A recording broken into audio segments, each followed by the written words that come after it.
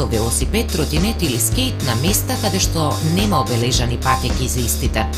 И додека возиш велосипед, скејт, ролерки, тротинет, треба да научиш како да учествуваш во сообраќајот и да ја зачуваш својата и безбедноста на другите учесници во сообраќајот. За да учествуваш во сообраќајот возејќи велосипед, мора да поседуваш заштитна опрема, односно треба да имаш велосипедска кацика и да имаш полни 12 години. Велосипедот не смееш да го управуваш со една рака или пак без раце. Ова представува многу опасна и небезбедна ситуација во сообраќајот, која е забранета со закон и за секој прекршок следува и казна што ја изрекува полицаецот.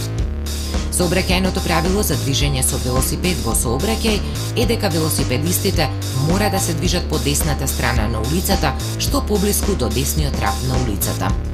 Не управувај велосипед на улица се додека не наполниш 12 години и не ги научиш правилата на сообраќајот. Не го вози својот скејт на улица, затоа што брзината и движењата со скејтот се непредвидливи за возачите, а со тоа го загрозуваш нормалниот тек на сообраќајот и ја зголемуваш опасноста по твојот живот.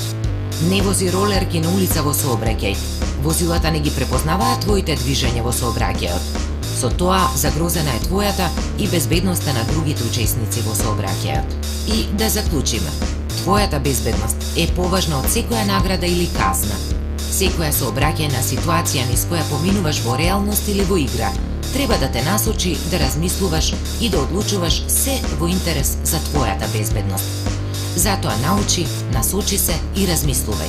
Секако, заслужи ја твојата прва сообраќајна книшка.